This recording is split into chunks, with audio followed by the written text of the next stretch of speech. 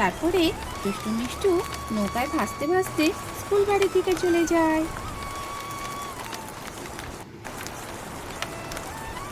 যতটা সম্ভব আমি জামা কাপড় এই বাক্সের মধ্যে নিয়েছি, আমি চলে যাচ্ছি, তোরা আমার পেছন পেছন চলে আয়। যাই যাই, এই বই খাতাগুলো সাবধানে নিয়ে যাই। বই খাতাগুলো ভিজে গেলে বাচ্চারা কি করে আর পড়াশোনা করবে। এখন তো কোথাও ওষুধও পাবো না, এই ওষুধপত্রগুলোও সাবধানে নিয়ে যাই। যা যা যা, বাবা কি বড়, কি বিষধর একটা সাপ চলে এসেছে।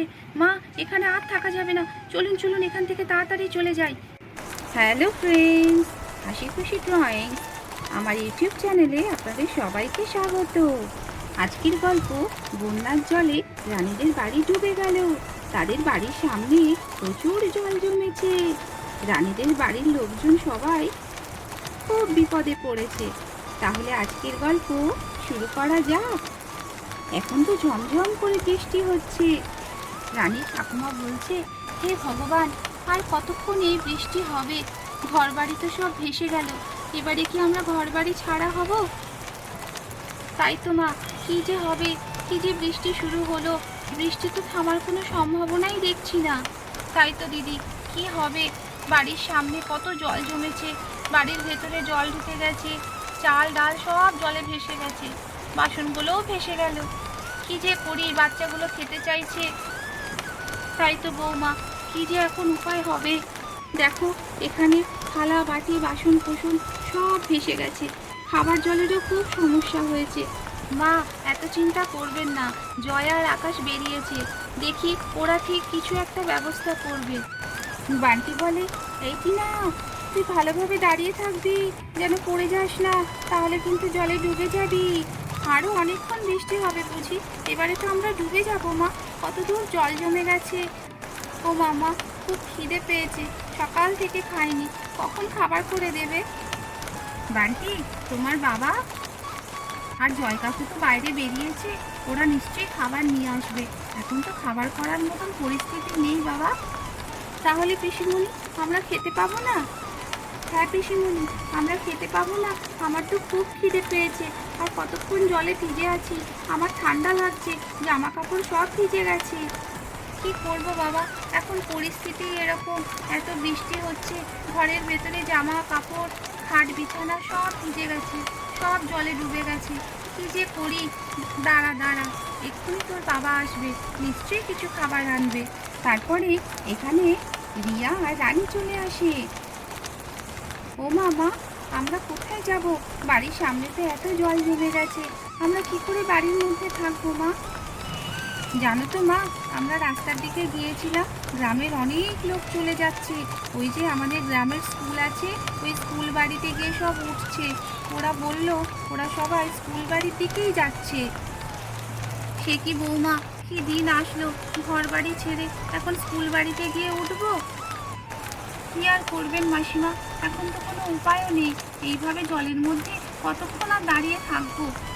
হ্যাঁ মা, এই জলের মধ্যে দাঁড়িয়ে দাঁড়িয়ে আমাদের খুব ঠান্ডা লাগছে, আর বৃষ্টিতে কখন থেকে ভিজছি। বাবা আর কাকু কখন আসবে? এই তো চলে আসবে, একটু পরেই চলে আসবে। বাবা আর কাকু নিশ্চয়ই কিছু ব্যবস্থা করবে আমাদের। বাচ্চারা এখানে এইভাবে জলের মধ্যে চুপটি করে দাঁড়িয়ে থাকে। তারপরে এখানে হাসি খুশি দুষ্টু সবাই আসে। তারা বলে, কাকিমা, আমার বাবা মা আমরা সবাই বাড়ি ছেড়ে চলে এসেছি, আমরা এখন স্কুল বাড়ির দিকে যাচ্ছি, বাড়িতে তো অনেক জল জমে গেছে, তোমরা যাবে না? ও, তোরাও বুঝি চলে যাচ্ছিস? হ্যাঁ হ্যাঁ, আমরাও যাব। রানীদের উঠোনে এত জল জমেছে যে দুষ্টু মিষ্টু ওরা সবাই পড়ে গেছে। ও কাকিমা, কাকিমা বাঁচাও বাঁচাও, কাকিমা বাঁচাও, আমরা পড়ে গেছি, আমরা তো ভেসে যাচ্ছি ভেসে যাচ্ছি, ও কাকিমা বাঁচাও বাঁচাও।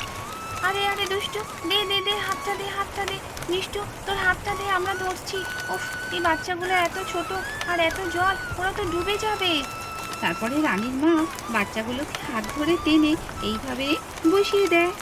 এখানে আকাশ আসে, আকাশ এসে দেখে কত জল জমে গেছে বাড়ির সামনে। দিদি, অবস্থা খুব খারাপ রে, গ্রামের লোকজন সব ওই স্কুল বাড়িতে গিয়ে উঠছে, আমাদেরকেও উঠতে হবে, জয় ওখানেই অপেক্ষা করছে, চল চল, আর দেরি করিস না, এরপরে আরও জল বাড়তে পারে, তখন প্রাণ বাঁচাতেই সমস্যা হবে।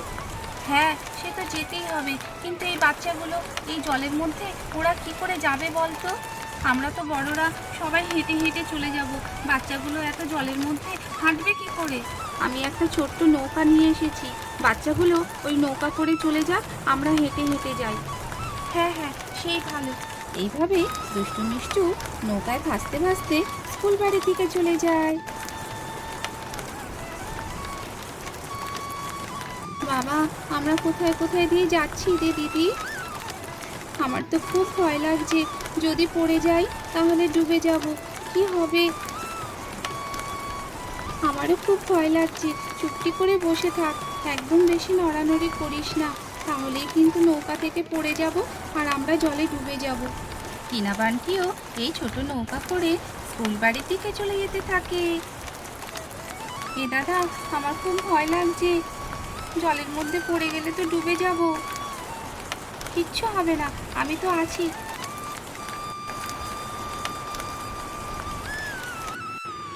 আকাশ বলে, দিদি যতটা সম্ভব আমি জামা কাপড় এই বাক্সের মধ্যে নিয়েছি, আমি চলে যাচ্ছি, তোরা আমার পেছন পেছন চলে আয়। আর বাড়িতে যত বাচ্চাদের খাতা বই রয়েছে, দরকারি কাগজপত্র আছে, সেগুলোও নিয়ে আয়। হ্যাঁ হ্যাঁ, তুই খুব ভালো করেছিস, তুই যা, আমরা সবাই যাচ্ছি। এইভাবে আকাশ মাথায় করে জামা কাপড়ের বাক্স নিয়ে স্কুল বাড়ির দিকে চলে যেতে থাকে। হে মা দুর্গা, তুমি রক্ষা করো, তুমি সহায় থেকো, কি হবে, কোথায় খাবো, কি জামা কাপড় পরবো, খাবার জলেরও কি অসুবিধা। এই বলতে বলতে আকাশ এখান থেকে চলে যেতে থাকে।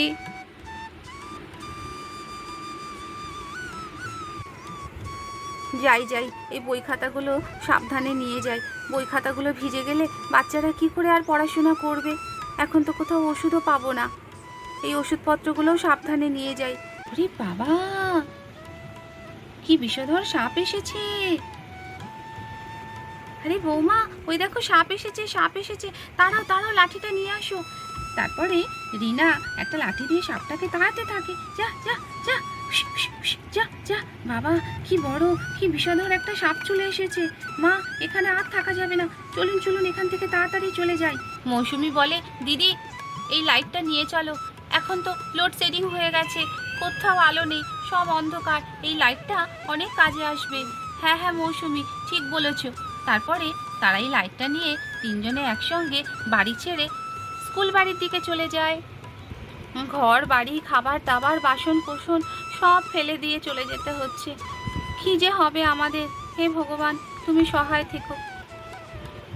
এই বলতে বলতে রিনা বাড়ি ছেড়ে চলে যায়।